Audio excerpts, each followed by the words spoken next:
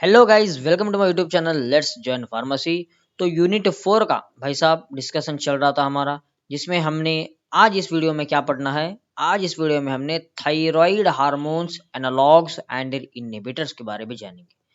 Previous video में हमने basic concepts of endocrine pharmacology को डिस्कस किया है, anterior pituitary hormones, analogues and inhibitors के बारे में डिस्कस किया है, जो कि एक वेरी वेरी इंपॉर्टेंट कॉन्सेप्ट है।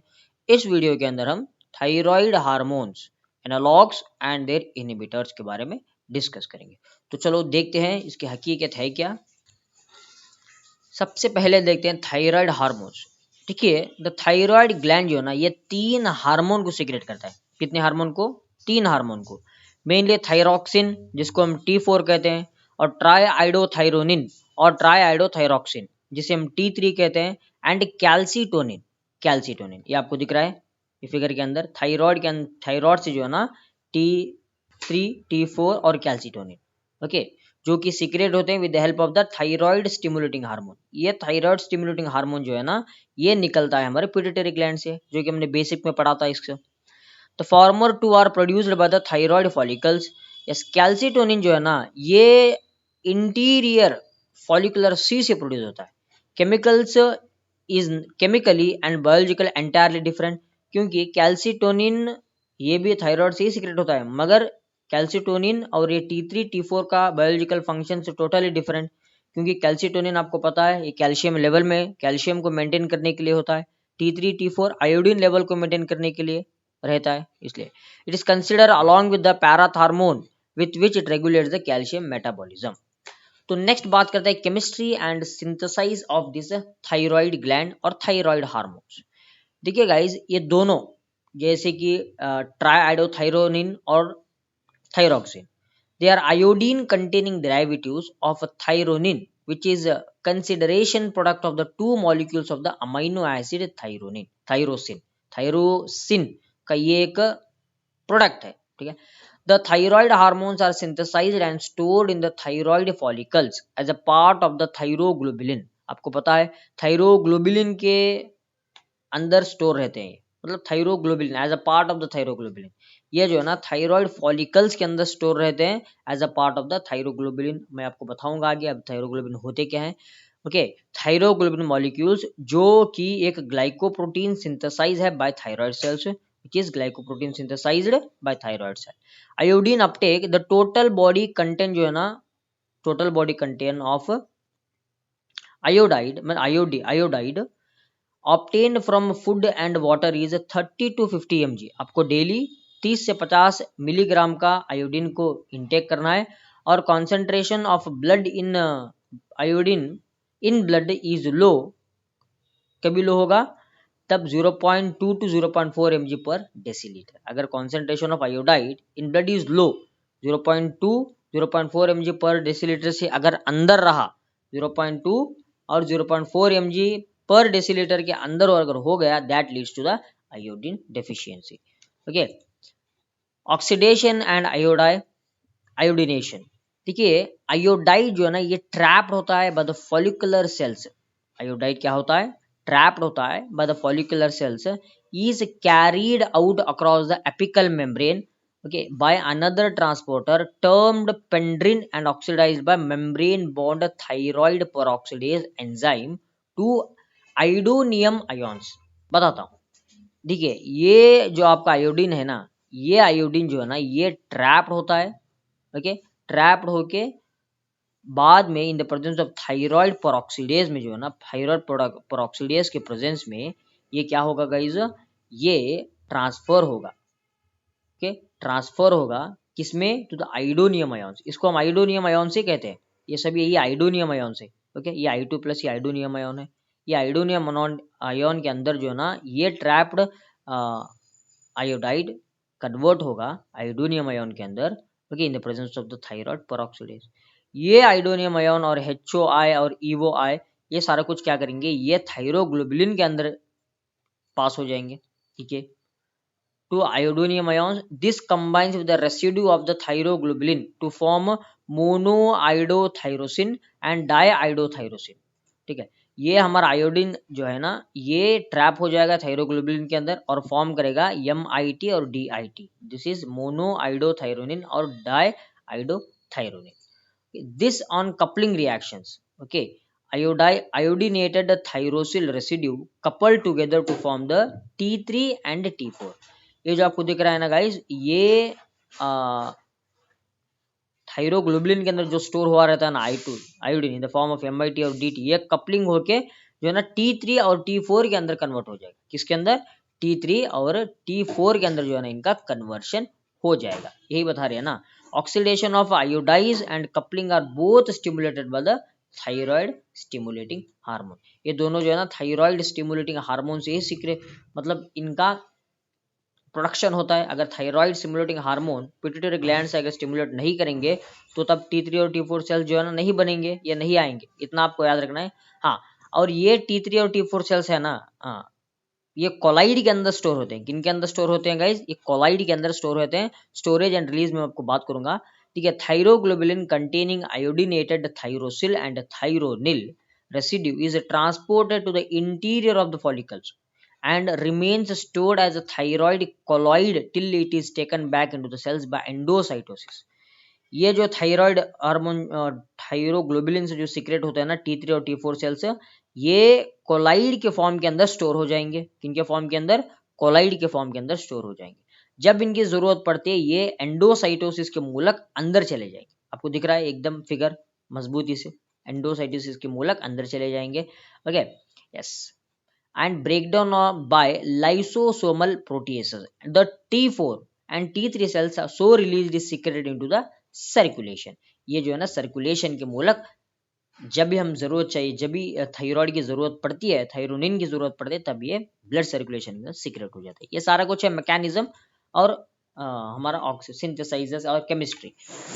Next guys, regulation and secretion. किस तरीके से इसका सिक्रेशन होता है? The secretion of the hormone from thyroid is controlled by the anterior pituitary, yes, ये तो पता है आपको, by the elaboration of the TSH।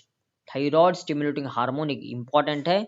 यही थायराइड स्टिमुलेटिंग हार्मोन क्या करता है गाइज? यही जो है ना थायराइड को सीक्रेट करता है। आपको पता है, 10 बार बोला हूं इसको।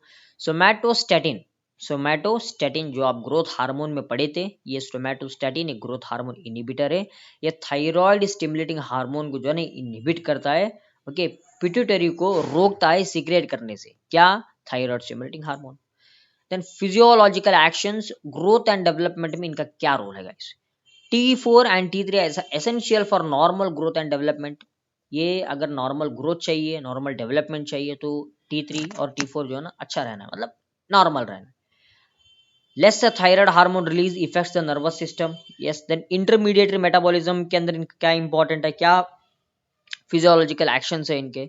Thyroid hormone have marketed effect on the lipid, carbohydrates and protein metabolism, okay। Thyronine और थायरोक्सिन और ट्राइडोथायरोनिन ये जो है ना इनडायरेक्टली एनहांस करते हैं लाइपोलिसिस को, ओके, लाइपोलिसिस को एनहांस करते हैं और कैटाकोलामाइंस के एक्शन को इंक्रीज करते हैं एंड अदर लाइपोलाइटिक हार्मोन्स को भी जो है ना इनको इंक्रीज करते हैं। इसीलिए इनका जो है ना लाइपोलाइसिस में इंपॉर्टेंस है। लाइपोलाइसिस मतलब लिपिड्स को ब्रेक डाउन होना। अगर लिपिड्स ब्रेक डाउन होंगे तभी तो जो है ना वो कैटाकोलामाइंस को शो करेंगे। लिपिड में इनका कितना कंटेंट है देखो, लिपिड बहुत ही इंपॉर्टेंट है, फैट बहुत ही जरूरी है एनर्जी प्रोडक्शन के लिए। अगर लाइपोलिसिस होगा तभी तो एनर्जी बनेगी, अगर लाइपोलिसिस नहीं होगा तब एनर्जी नहीं बनेगी।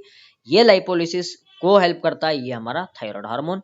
कार्बोहाइड्रेट्स मेटाबॉलिज्म के अंदर भी इनका बहुत ही इंपॉर्टेंट है, जो कि शुगर को स्टोर करने के लिए, और ग्लाइकोजिनोलाइसिस में भी इनका इंपॉर्टेंट आता है, ग्लूकोनियोजेनेसिस में भी इनका इंपॉर्टेंट आता है, ठीक है। देन प्रोटीन के अंदर जो है ना affected by the thyroid hormones. Protein भी थायराइड हार्मोन के ऊपर ही डिपेंड है, मतलब थायराइड हार्मोन ये एक्ट करता है प्रोटीन के ऊपर। जैसी बात है, ये भी एक अमीनो एसिड है थायराइड हार्मोन, तो amino acids are nothing but proteins. ये जो है ना इंटर डिपेंडेंट है ईच अदर के। थायराइड के अंदर भी मतलब प्रोटीन जो है ना, प्रोटीन सिंथेसाइज या प्रोटीन प्रिपरेशन के अंदर भी थायराइड का इंपॉर्टेंट है। अमीनो एसिड में भी इनका उपयोग है, कार्बोहाइड्रेट्स में, लिपिड्स में, सब में। और सीवीएस के अंदर इनका क्या एक्शन है कार्डियोवैस्कुलर सिस्टम के अंदर? T3 एंड T4 सेल जो है ना ये हार्ट रेट को इंक्रीज करते हैं, कॉन्ट्रैक्टिलिटी को इंक्रीज करते हैं and output of the heart, और द सिस्टोलिक प्रेशर जो है ना इंक्रीज होता है इसी थायराइड हार्मोन से, और दे stimulate the pumping of the heart, heart के पंपिंग नेचर को स्टिमुलेट किया जाता है। नर्वस सिस्टम में भी इनका काम रहता है, ओके, जो कि मेंटेन रखते हैं, और स्केलेटल मसल्स में भी, मसल्स में भी इनका इंपॉर्टेंस है। एंड रिप्रोडक्शन, थोड़ा बहुत रिप्रोडक्शन में भी ये लोग काम करते हैं। यूजस हाइपोथायरॉयडिज्म, दैट इज मयोक्सोएडिमा, इसको हम क्या कहते हैं, ये हाइपोथायरॉयडिज्म है। और हाइपोथायराइड कोमा, क्रिटिनिज्म, क्रिटिनिज्म में भी दिया जाता है, जो कि अक्सर बच्चों में पाया जाता है क्रिटिनिज्म।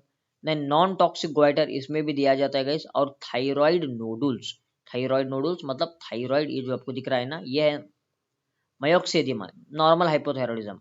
इसके इधर नोडुल्स बन जाते हैं, मतलब एकदम आपको ऐसा लगेगा कि कुछ बड़े बड़े दाने जैसे लग जाते हैं आपको, ठीक है, उसको हम क्या कहते हैं, थायराइड नोडुल्स, समझ रहे हो ना। Next, thyroid inhibitors. अब सारा कुछ हमने पिछले क्या क्या देखा अब तक, थायराइड को देखा, थायराइड का हार्मोन्स को देखा, और मतलब सभी एनहांसर्स को देखा। अभी अगर एक्सेस प्रोड्यूस हो गया तो थायराइड हार्मोन्स, वो भी डेंजर है। हाँ, अगर हो रहा है तो उसको क्या कर सकते हैं, इस इनहिबिटर से उसको रोक सकते हैं। ये ड्रग्स है जो लोअर करते हैं functional capacity of the hyperactive thyroid gland, ठीक है। Then thyrotoxicosis is due to excessive secretion of the thyroid hormone. देखिए, एक बहुत ही जानलेवा बीमारी है जिसका नाम है थायरोटॉक्सिसिस, मतलब excess secretion of the thyroid hormone से थायरोटॉक्सिस होने का चांस है। उसे रोकने के लिए थायराइड इनहिबिटर्स का इस्तेमाल किया जाता है। The main two causes are Graves disease and toxic nodular goitre. Graves disease एक है और टॉक्सिक नोडुलर गोइटर है। ग्रेव डिसीज के अंदर क्या हो गए, वो भी एक बहुत ही अलग सी कंडीशन है जहां पर आपका पाँव सूजने लगेगा, आंग स्वेलिंग होने लगेंगे, ये सारा सब आपको देखने लगेगा। और टॉक्सिक नोडुलर गोइटर आपको पता ही है। ग्रेव डिसीज जो है ना ये ऑटोइम्यून डिसऑर्डर है due to production of the AMIGG, जो क्लास ऑफ एंटीबॉडी है called the thyroid stimulating immunoglobulin. इस ये थायराइड स्टिमुलेटिंग इम्यूनोग्लोबुलिन अगर ज़्यादा प्रोड्यूस हो गया तो क्या होगा गाइस, स्वेलिंग वगैरह हो जाएगा, बॉडी के अंदर इन्फेक्शन के चांस बढ़ जाएंगे, ये सारा कुछ आपको देखने मिलेगा। Thyroid hormone, yes, thyroid inhibitors inhibit hormone synthesize. ये डायरेक्ट हार्मोन सिंथेसाइज को रोकते हैं, जिनमें प्रोपाइल थायोयूरेसिल आता है, मेथिमिजोल आता है, कार्बिमेजोल। देन इनहिबिट आयोडाइड ट्रैपिंग, जिसके अंदर थायोसाइनेट्स आता है, पर क्लोरेट्स आते हैं और नाइट्रेट्स आते हैं। और जो हार्मोन रिलीज को इनहिबिट करते हैं, जिसमें आयोडीन, आयोडाइड्स और ऑर्गेनिक आयोडाइड। और डिस्ट्रॉय थायराइड टिश्यूज, ये डायरेक्टली थायराइड टिश्यूज को ही डिस्ट्रॉय करते हैं, मतलब थायरोग्लोबुलिन को डिस्ट्रॉय करते हैं, फॉलिकल्स डिस्ट्रॉय करते हैं। ये इसमें आता है रेडियो एक्टिव आयोडीन। सबसे पहले देखते हैं guys, inhibit thyroid hormone synthesise. Example, propyl thiouracil, methimazole and carbimazole. ये तीन इंपॉर्टेंट हमारे इनहिबिटर्स है हार्मोन के। कौन से हार्मोन के, थायराइड हार्मोन के। फर्स्ट हम देखते हैं प्रोपाइल थायोयूरेसिल। देखिए, एंटी थायराइड ड्रग ये यूज होता है for the lowering of the hyperactive thyroid gland. ये एक थायोअमाइड ड्रग है जो इंडिकेटेड है in the hyperthyroidism, and it residue the amount of thyroid hormone produce by the, sorry, reduce करता है जो थायराइड हार्मोन एक्सेस प्रोड्यूस होता है by the thyroid gland, uses to control the thyrotoxicosis in both goitre and toxic nodular goitre. ये हमारे examples है इसके। देखिए, propyl thiouracil. Next mechanism, propyl thiouracil inhibit करता है गाइस थायरोपेरोक्सिडेज एंजाइम को, जो ऑक्सीडाइज करता है anion iodide to iodine during the thyroid hormone synthesise. Okay, thyroperoxidase enzyme मतलब ट्रैपिंग में आता है ना, जैसे आपने देखा था मैकेनिज्म ऑफ एक्शन में, यही इसी को इनहिबिट कर देता है। अगर यही इनहिबिट हो गया तो कन्वर्शन नहीं होगा, T4 टू T3 से कन्वर्शन नहीं होगा। ओके, बस इतना आपको याद रखना है। देन फार्माकोकाइनेटिक, ये जो है ना क्विकली अब्जॉर्ब होता है ओरली और distributed in the body. Metabolism इनका लिवर के अंदर होता है। Excretion in the urine primarily as the metabolite. T of life 1 to 2 hours. Adverse effects, hypothyroidism, yes ये तो आपको पता है। देखिए, अगर हम ज्यादा एंटी हाइपरथायरॉयडिज्म का इस्तेमाल करने लगे तो क्या होगा गाइस, ऑटोमेटिकली हमारा थायरोक्सिन और थायरोनिन लेवल लो हो जाएगा। गोइटर के problem, then GI intolerance, skin rashes होना, जॉइंट पेन होना। Dose 50 to 150 mg 3 times in a day दे सकते हो, followed by 25 to 50 mg 2 times in a day. ये हमारा जो है ना, ये फॉलोड बाय जो रहता है ना, ये मेंटेनेंस डोज है। नेक्स्ट, आयोनिक इनहिबिटर्स, थायोसाइनेट्स, पर क्लोरेट्स और नाइट्रेट्स। ये तीन एग्जांपल्स है हमारे आयोनिक इनहिबिटर से। Thyroid traps iodide for T4 T3 synthesises. Yes, thyroid क्या करता है, ट्रैप करता है आयोडाइड को, जैसे कि आपने ट्रैपिंग सिस्टम में देखा था। वेरियस मोनोवैलेंट एनायॉन्स इनहिबिट करते हैं गाइस आयोडाइड ट्रैपिंग को। बताता हूं मैं आपको, ये देखिए थायराइड क्या करते हैं, मतलब ये ट्रैपिंग होता है इधर। अगर ट्रैपिंग होगा तभी तो जो है ना ये आइडोनियम के अंदर कन्वर्ट होगा in the presence of the thyroid peroxidase. हाँ, ये हमारे आयोनिक इनहिबिटर्स क्या करते हैं, ये ट्रैपिंग होने नहीं देंगे। किसे नहीं देंगे, ये हमारे ट्रैपिंग होने के लिए नहीं देंगे। Okay, trapping. और जो है ना they inhibit the iodide trapping because of similar hydrated ion size, they block करते हैं थायराइड हार्मोन सिंथेसाइज को। Iodide and iodides, iodine sorry and iodides. ठीक है, iodine is the component of the thyroid hormone, okay, but is also the fastest acting thyroid inhibitor.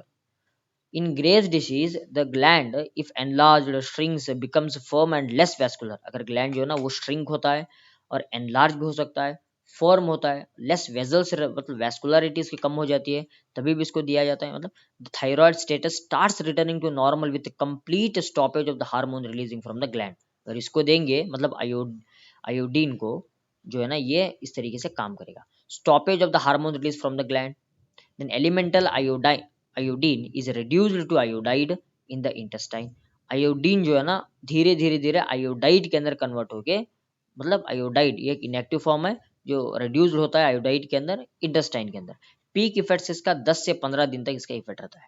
Mechanism, iodide are absorbed on oral administration guys. Thyroid gland जो है ना specially traps them, trap करता है इन्हें, और secretion of the thyroid hormone inhibit हो जाते हैं, जो कि जो है ना inhibition of the thyroglobulin proteolysis. Uses, they are used in the thyroid surgery, they are used in goitre, used as expectorant के अंदर भी इनका इस्तेमाल होता है। Then they are also used as antiseptic lotion. ये आयोडाइड्स का एंटीसेप्टिक में भी इस्तेमाल होता है। Side effects, swelling of the lips, होठों सूजना आपके, देन आईलिड्स में इन्फ्लेमेशन होना, sneezing, burning sensation in mouth and headache. Dose guys 100 to 300 mg per day before thyroidectomy, मतलब हाइड्रोआइडोक्टमी बिफोर आप ले सकते, समझ रहे हो ना। थायरोइडोक्टमी मतलब ये थायराइड ग्लैंड को रिमूव किया जाता है। ओके, थायराइड ग्लैंड जो है ना थायराइड सेल्स को रिमूव किया जाता है, उस रिमूव करने से पहले जो है ना 100 to 300 mg पर डे भी दिया जाता है इन्हें। Then 5 to 10 mg per day for endemic goitre. Next हमारा लास्ट ये है हमारा radioactive iodide. The radioactive iodide is administered in liquid or capsule form. ये जो है ना it gets concentrated in the cells of the thyroid gland. The radiations emitted by radioactive element destroys the thyroid gland and other thyroid cells. धीरे धीरे इनका radiations होगा और धीरे धीरे ये क्या करेंगे, डायरेक्टली सेल्स को डिस्ट्रॉय करेंगे। मैकेनिज्म, I-131 मतलब ये एक हमारा रेडियो एक्टिव आयोडाइड है जो क्विकली अब्जॉर्ब होता है guys and get concentrated in the thyroid gland into the storage follicles. जहाँ थायराइड फॉलिकल्स रहते हैं ना, स्टोर होके रहते हैं ना, वहां जाके ये भी स्टोर हो जाते हैं। और it's therapeutic effect is based on the emission of the beta raise whose half life is 50 days approximately. इनका हाफ लाइफ कितना है, 50 days approximately. Okay, uses, it is used for evaluating thyroid gland functioning और it is used in the treatment of the thyrotoxicosis. अगर ज्यादा thyroxine level हो रहा है, ज्यादा थायराइड ग्लैंड ज्यादा अगर T3 T4 सेल्स को सिंथेसाइज कर रहे हैं, ओके, उनको इनहिबिट करने के लिए भी दिया जाता है। Adverse effects, it cause delayed hypothyroidism, common सी बात है। तो गाइज ये हो गया हमारा सारा कुछ, जिसमें हमने रेडियो एक्टिव आयोडाइड को डिस्कस किया, आयोनिक इनहिबिटर्स को डिस्कस किया, देन इनहिबिट थायराइड हार्मोन्स को डिस्कस किया, जिसमें mechanism of action, uses, side effect सारा कुछ देखा हमने।